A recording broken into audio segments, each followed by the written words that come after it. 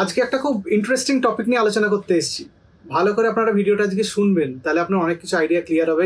টপিকটা হচ্ছে যে টাইপ 2 ডায়াবেটিস রিভার্সিবল কিনা অথবা ডায়াবেটিস রিভার্সিবল কিনা। আপনি যদি আমাকে প্রশ্ন করেন টাইপ 2 ডায়াবেটিস রিভার্সিবল কিনা, আমি বলবো হ্যাঁ কিছুটা হলো রিভার্সিবল। আপনি যদি আমাকে প্রশ্ন করেন ডায়াবেটিস রিভার্সিবল কিনা, আমি বলবো না ডায়াবেটিস রিভার্সিবল নয়। কেন? টাইপ 1 ডায়াবেটিস তো রিভার্সিবল নয়, কারণ টাইপ 1 ডায়াবেটিসে আপনার বিটা সেলস ডিস্ট্রাকশন হয়ে গেছে। আর টাইপ 3C, নাম শোনেনি না 3Cর? টাইপ 3 বলে একটা ডায়াবেটিস আছে, টাইপ 3C। সেটা হচ্ছে প্যানক্রিয়াটিক কিছু টিউমার, ক্রনিক প্যানক্রিয়াটাইটিস বা সিস্টিক ফাইব্রোসিস বা হিমাক্রোমাটোসিস বা প্যানক্রিয়াটিক ক্যান্সার, এগুলোতে হয় যেখানে প্যানক্রিয়াসের ডিস্ট্রাকশন হয়। পেশেন্ট কিছুটা টাইপ 1-এর মতো কনভার্টেড হয়ে যায়, মানে পেশেন্টের টাইপ 1 ডায়াবেটিস নেই। টাইপ 1টা তো আমরা জানি যে immunological destruction of beta cells হয়ে হয়। টাইপ 3C বলে একটা স্পেসিফিক টাইপ, এটাতেও প্যানক্রিয়াসের সেলস নষ্ট হয়ে যায়, ফলে ইনসুলিন তৈরি হতে পারে না। এই দুটো ভ্যারাইটিতে ডায়াবেটিস রিভার্সিবল নয়। তাহলে কোন ভ্যারাইটিতে ডায়াবেটিস রিভার্সিবল? ডায়াবেটিসে একটা টাইপ 2 ডায়াবেটিস আর একটা জেস্টেশনাল ডায়াবেটিস। জেস্টেশনাল ডায়াবেটিসে কিছুটা লাইফস্টাইল মডিফাই করে আপনি কিছুটা কন্ট্রোল করতে পারেন, কিন্তু একবার জেস্টেশনাল ডায়াবেটিস শুরু হলে সেটা প্রোগ্রেস করে যাবে। জেস্টেশনাল ডায়াবেটিসের আরেকটা প্রবলেম হচ্ছে, যাদের জেস্টেশনাল ডায়াবেটিস হয় 50%-এর ফিউচারে টাইপ 2 ডায়াবেটিস হওয়ার চান্স থাকে। সুতরাং ডায়াবেটিস যদি রিভার্সিবল কিনা জানতে চান তাহলে বলবো না। আর যদি বলেন টাইপ 2 ডায়াবেটিস রিভার্সিবল কিনা, বলবো হ্যাঁ কিছুটা হলে রিভার্সিবল। সেটা ডিপেন্ড করছে অনেকগুলো ফ্যাক্টরে। একটা হচ্ছে আপনার লেভেল অফ ডায়াবেটিসের উপর, আপনার শরীরের গঠনের উপর, আপনার খাদ্যাভ্যাসের উপর, আপনার ফিজিক্যাল অ্যাক্টিভিটির উপর। এই 4টে জিনিসের উপর ডিপেন্ড করছে। কি করে বুঝবো রিভার্সিবল হলো বা রিভার্স করে গেল? তার কোনো প্যারামিটার আছে? মনে করুন আপনি ডায়াবেটিস হলো, ওষুধ খেলেন, ওষুধ শুরু করলেন, ডাক্তারবাবুর কাছে গেলেন, ডায়েট ফলো করলেন, এক্সারসাইজ করলেন, আপনার ডায়াবেটিসটা কমলো এবং HbA1c <6.5 হলো। এবার আপনি ভাবলেন ডায়াবেটিস রিভার্স হয়ে গেছে এবং আপনি ওষুধ বন্ধ করলেন। যদি ওষুধ বন্ধ করা অবস্থাতে 3 মাস পর পর আপনার HbA1c থাকে 6.5, 3 মাস আপনাকে ওষুধ বন্ধ করতে হবে এবং 3 মাস HbA1c যদি <6.5 থাকে, তাহলে আপনি ভাববেন আপনার ডায়াবেটিস রিভার্সড হয়ে গেছে। অত্যন্ত খুশি হয়ে যাবেন না।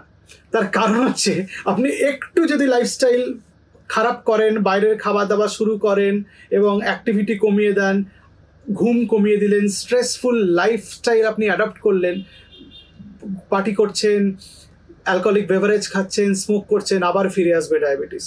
সুতরাং ডায়াবেটিস যখন রিভার্সড হয়ে গেল, তারপরে আপনাকে স্ট্রিক্টলি মেনটেন করতে হবে এবং আপনার ডাক্তারের কাছে আপনাকে যেতে হবে। আপনার ডায়াবেটিস রিভার্স করে গেল, তার সত্ত্বেও আপনাকে ডাক্তারের কাছে যেতে হবে, কারণ আপনার খুব সম্ভাবনা আছে আবার ডায়াবেটিস ফিরে আসার জন্য। এইভাবে আপনি 15 বছর আপনার ডায়াবেটিসকে আপনি কন্ট্রোলে রাখতে পারেন উইদাউট এনি মেডিকেশন। আমি ধাপগুলো এক এক করে আপনাদের বলবো কিভাবে আপনারা কন্ট্রোলে রাখতে পারেন বা রাখার চেষ্টা করতে পারেন। কিন্তু তার মানে এই নয় এই পদ্ধতিগুলো অবলম্বন করলে সবারই ওষুধ বন্ধ হয়ে যাবে, সবারই ডায়াবেটিস রিভার্স হয়ে যাবে, তার কোনো মানে নেই।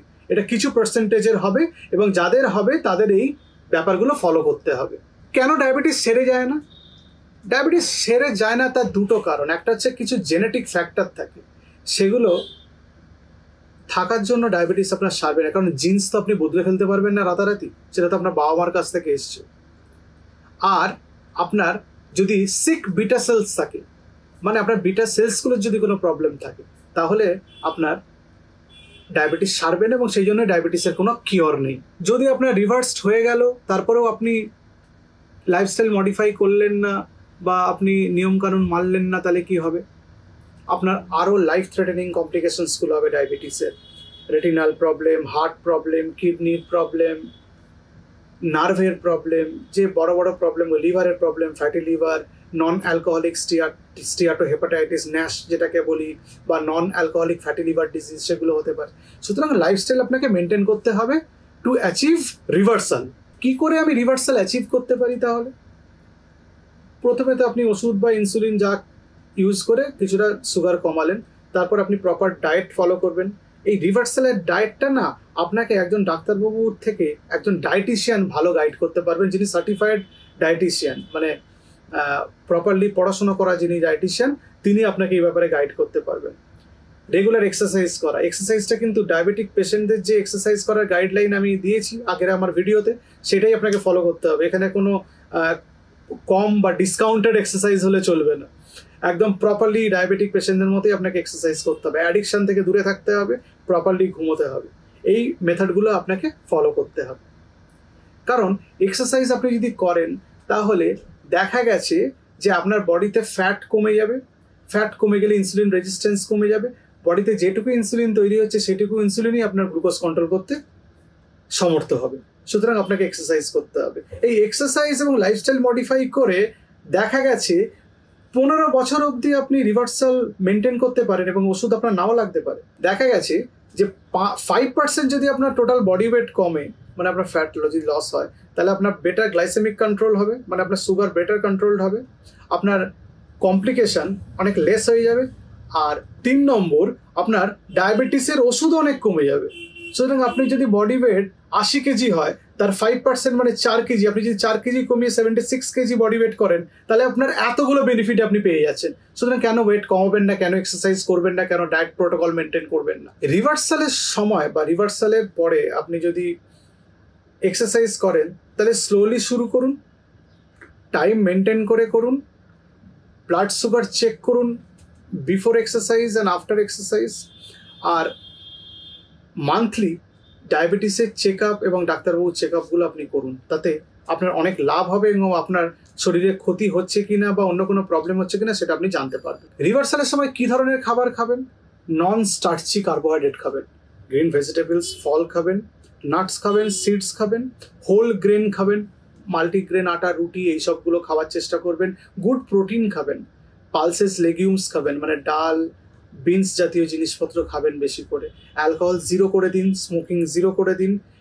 খাবারে স্বাস্থ্যকর ফ্যাট খান, যেগুলোর মধ্যে ওমেগা 3 ফ্যাটি অ্যাসিড এগুলো আছে। স্বাস্থ্যকর ফ্যাট আমাদের বাদাম এবং সিডসের মধ্যে অনেক বেশি আছে, এগুলো আপনারা খান, তাতে অনেক বেটার থাকবেন। এবং আপনারা ব্লাড গ্লুকোজ মনিটর করতে থাকবেন, ব্লাড প্রেশার মনিটর করতে থাকবেন, কোলেস্ট্রল, থাইরয়েড প্রবলেম আছে কিনা এগুলো দেখতে থাকবেন। এইগুলো যদি পুরোটা একটা ওভারঅল একটা হোলিস্টিক অ্যাপ্রোচ আপনি অ্যাডাপ্ট করতে পারেন, তাহলে রিভার্সালটা সাস্টেইনড হবে, বেশ কিছুদিন ধরে থাকবে এবং আপনার রিভার্সাল করে আপনার ভালোও লাগবে যে আমাকে ওষুধ ছাড়া, আমার ডায়াবেটিস থাকা সত্ত্বেও ওষুধ ছাড়া আমি থাকতে পারছি। এবং আপনি অনেক ফিটও থাকবেন। এক্সারসাইজ করলে ফিটনেস অনেক বেড়ে যায়, আপনার রেগুলার কাজকর্ম অনেক বেটার হবে এবং আপনি অনেক ভালোভাবে মোর কনসেন্ট্রেটেড ওয়েতে কাজকর্ম করতে পারবেন। এই পুরো ব্যাপারটার জন্য একজন নিউট্রিশনিস্ট বা ডায়েটিশিয়ানের কাছে আপনি যেতে পারেন।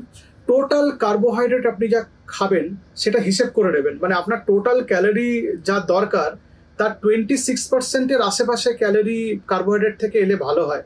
বাকিটা আপনি প্রোটিন বা ফ্যাট থেকে নিন। কিটোজেনিক ডায়েটগুলো, মানে ফ্যাট ডায়েট যেগুলোকে আমি বলি, যেন প্যালিও ডায়েট বা কিটো ডায়েট, এগুলোকে অ্যাভয়েড করলেই ভালো। এগুলোর অনেকগুলো হেলথ কমপ্লিকেশনস আছে, কার্ডিওভাস্কুলার অনেক প্রবলেম হয়, অনেক আনপ্রেসিডেন্টেড ইনসিডেন্টস হতে পারে, মানে অনেক ডেথের হিস্ট্রি এগুলো আমরা শুনেছি, পেয়েছি, রিসার্চে দেখা গেছে। তো এগুলো অ্যাভয়েড করলে ভালো। আপনি নর্মাল ডায়েটিশিয়ানকে দেখিয়ে কোনো স্ট্রেসফুল ডায়েট না, নর্মাল ডায়েট করুন যার মধ্যে কার্বোহাইড্রেট কম থাকবে। এগুলো আপনি ফলো করলে আপনি খুব সহজে রিভার্সাল অ্যাচিভ করতে পারবেন এবং সেটাকে মেনটেন করতে পারবেন। রিভার্সাল করতে গেলে ডাক্তারের কাছে আপনি গিয়ে প্রথমে আপনাকে বলতে হবে যে আপনার রিভার্সাল সম্ভব কিনা, আপনার যে ধরনের ডায়াবেটিস আছে আপনি রিভার্সাল অ্যাচিভ করতে পারবেন কিনা। যদি রিভার্সাল অ্যাচিভ করতে চান বা রিভার্সালের দিকে যেতে চান, তাহলে আপনাকে মোর ফ্রিকুয়েন্ট ডক্টর ভিজিট করতে হবে, কোনো কমপ্লিকেশন হচ্ছে কিনা, ডায়াবেটিসটা বেড়ে যাচ্ছে কিনা, এইসব ব্যাপারগুলোর জন্য। এবং এটা একটা কম্প্রিহেন্সিভ, একটা কম্বাইন্ড অ্যাপ্রোচ হওয়া উচিত পেশেন্টের, ডাক্তারবাবুর, আপনার এক্সারসাইজ ট্রেনারের এবং একজন নিউট্রিশনিস্টের। এই কম্বিনেশন অ্যাপ্রোচটা আপনি যদি নেন তাহলেই আপনি রিভার্সাল অ্যাচিভ করতে পারবেন এবং সেটা মেনটেন করতে পারবেন। এটা খুব সহজ নয়, অ্যাচিভ হয়তো করে ফেলতে পারবেন ওষুধ দিয়ে বা অন্য কোনোভাবে, কিন্তু এটা মেনটেন করা অত্যন্ত কঠিন এবং আপনাকে অত্যন্ত ডিসিপ্লিনড হতে হবে এবং আপনাকে হাল ছাড়লে চলবে না কোনো অবস্থাতেই। শেষে আবার বলি, টাইপ 1 ডায়াবেটিসে রিভার্সাল পসিবল না, কারণ সেখানে ইনসুলিন তৈরিই হচ্ছে না, আপনাকে বাইরে থেকে ইনসুলিন ইনজেকশন নিতেই হবে। আর টাইপ 3C-তে আপনার যেহেতু ইনসুলিন কম তৈরি হচ্ছে, এখানেও রিভার্সাল পসিবল না। রিভার্সাল কিছুটা পসিবল টাইপ 2 ডায়াবেটিসে আর জেস্টেশনাল ডায়াবেটিসে, কিন্তু জেস্টেশনাল ডায়াবেটিসে আপনি রিভার্সাল করতে যাবেন না প্রেগনেন্সিতে। যদি ডায়াবেটিস হয় বা জেস্টেশনাল ডায়াবেটিস হয়, যদি সুগার বাড়ে, সেটাকে কন্ট্রোল করা উচিত। না হলে প্রেগনেন্সি কমপ্লিকেটেড হয়, প্রিএক্লেমশিয়া হয়, প্রেগনেন্সি ইনডিউসড হাইপারটেনশন হয়, বাচ্চার ক্ষতি হয়, বাচ্চার অনেক রকম প্রবলেম হয়। সেটা জেস্টেশনাল ডায়াবেটিসের যে ভিডিও আমি বানাবো সেগুলো আমি বলে দেবো। সুতরাং এই পুরো একটা ওভারঅল অ্যাপ্রোচ দিলাম আপনার ডায়াবেটিস রিভার্সাল হয় কি না, কীভাবে ডায়াবেটিস রিভার্সাল আপনি অ্যাচিভ করবেন, এই পুরো ব্যাপারটা নিয়ে আবার আসবো অন্য কোনো ভিডিও নিয়ে। আপনারা ভালো থাকবেন, নমস্কার।